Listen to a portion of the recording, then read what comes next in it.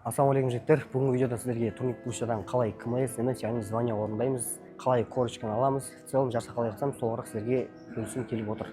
Көбісі турник пушамен айналысады және спортпен айналысқаннан кейін бізге бір достижение керек, яғни спорттағы мақсатымыз біз бір жетістікке жету.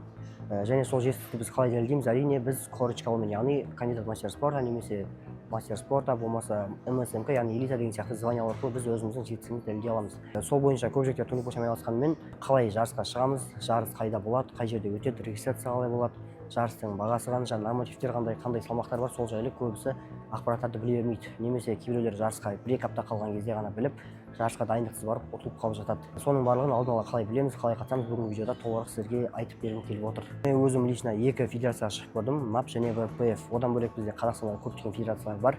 Және әр федерацияның нормативтері әртүрлі, регистрациялары әртүрлі, сайттары басқа болады. В целом әр федерацияны зерттеп қарау керек. Және әр федерация жылына 4 рет әртүрлі қалаларда болады. Яғни ол сіздің қалаңызда болып қалуы әбден мүмкін. Мен Алматыда болған кезде алдыңғы жылы МАП федерациясына қатысқан болатынмын. Ол жерде мен мастер спорта международный классаны орындадым, яғни МСМК. Ол деген бізде КМС-тан жоғары және МСМ-да жоғары, яғни 3-ші мықты дәреже. Одан кейін элита болады, элитадан кейін ЗМС.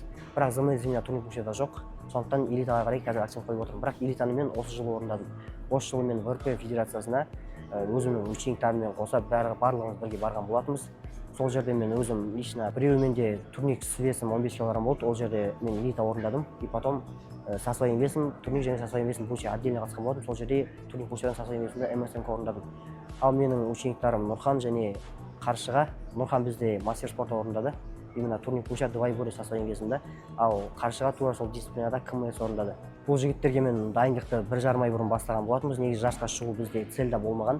Аяқ асты шығайық деп решение жасап, 1,5 ай қалған кезде дайындықты бастадық.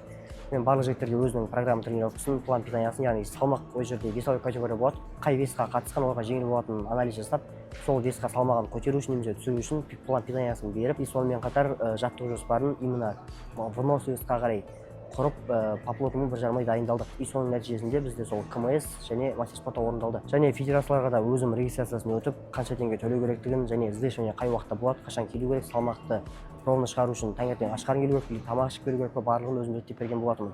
Бұл услугалар үшін менде тренерский услугаға бұл жігіттер ай сайын 20 теңге төлеп отырды. Енді осы жарысқа шығу форматын онлайн форматта сіздерге ұсынсам деп отырмын. Оффлайнда менде жігіттер ай сайын 20 теңге төлегеннен кейін онлайнда мен ай сайын оплата қылмай-ақ 15 теңгеге доступ навсегдаға бергім келіп отыр. Ол жерде сіздер не аласыздар? В первую очередь қандай федерациялар бар, қандай федерацияға қатысуға болады, нормативтерін қай жақтан көреміз, жарыстың қашан болатынын, қай жерде болатынын қалай анықтау керек және регистрация қалай өтеміз. Соның барлығы бірінші салмақта толығырақ түсіндіріледі. Дальше уже қалай анализ жасаймыз, яғни сіздің базаңызға қарай қай дисциплинаға шыққан ыңғайлы және қай дисциплина қалай өтеді, техникасы қалай болады. Басынан техника өте маңызды, өйткені көбісі жарысқа барады, 5-6 повторениесін санамай қояды. 5-6 повторение аз болып саналғанымен бұл жарыста өте үлкен андай не береді, значение береді. Яғни сен даже КМС, МС-ға жетпей қалуға бірақ повтор болып қалуы да мүмкін. Бізде Нұрханда МСМК-ға 5 повторение жетпей қалдық. Атақ оның бір 10 повторениесі саналған болатын. Сондықтан техникада бұл жерде өте маңызды. Менің лично өзімде бүкіл повторением всегда жарыста саналып отырады. Сондықтан бұл жерде техникаға да қатты мән беру керек. Яғни турникта қандай техника болады, пушада қандай техника болады, барлығын сол 15 теңгелік сабақтың ішінде сіздер алатын боласыздар. Одан бөлек қай дисциплинаға қалай дайындаламыз, яғни бізде турник пушаның анализ бар, отдельно двойборье бар, нормативтерін қалай көреміз, анализ қалай істейміз, қай салмаққа қатысқан сіздерге дұрыс болады, салмақты қалай түсіру керек, қалай салмақты көбейтеміз, именно выносливості арттыру, яғни әр дисциплинаға салмаққа қарай сіздерге қалай дайындық жасау керек, барлығы сол жерде болатын болады. Және алғашқы 30 адамға мен 15 мың емес 8 теңге жеңіл шығарғым келіп отыр. Және осы 30 адамның ол үлгерген адамдарға план питанияны қалай өзгертеміз, салмақ қууға және салмақ қосуға қарай, и плюс қандай спорттағандар бізде именно турник пушада силовойда немесе выносливостьта қалай көмектеседі және қанша грамм неше ішу керек, осыларды бонус ретінде бергім келіп отыр. Егер сіз осы 30 адамның ішіне үлгерген болсаңыз, сізге дәл қазір бот сізге хабарлайды, яғни үлгердіңіз немесе үлгермедіңіз. Егер сіз үлгерген болсаңыздар, сол жерде оплата чек барлығын жасап, доступты бүгіннен қалдырмай алып алыңыздар. Енді бұл жерде мынандай момент, көбісі 8 мың теңгенің өзін қымбат деп көруі мүмкін, бірақ по факту қарайтын болсақ, сіздер қарапайым аяқ киім алғанның өзінде де аяқ киімдердің бағасы как минимум 15-20 мың теңгеден болады. Енді базар жоқ, жағдай төмен адамдар бір базарға барып, бір 8 мыңға, 5 мыңға, 10 мыңға табуы да мүмкін. Бірақ аяқ киімге сіз жылына бір рет қана төлемей салмайсыз. Яғни сіз жаздың кезінде бір аяқ киім аласыз, күн суығанда, күн жылы кезде, яғни бір жаққа шығуға, сыртқа киетін аяқ киім, көшеге киетін, бір жаққа баратын аяқ киім сияқты көптеген оплаталар істейсіздер. Яғни аяқ киімге құтқан ақша бұл сіздерге как андай не болып көрінбейді. Қатты үлкен трата сияқты көрінбейді. Ал именно осы денсаулыққа бір жаққа инвестиция білімге келген кезде ондай ақшаны құрту кішкене көбірек сияқты көрінеді. Бірақ бұл жерде момент бар, білулеріңіз керек. Сіз 8 теңгені бір рет төлейсіз.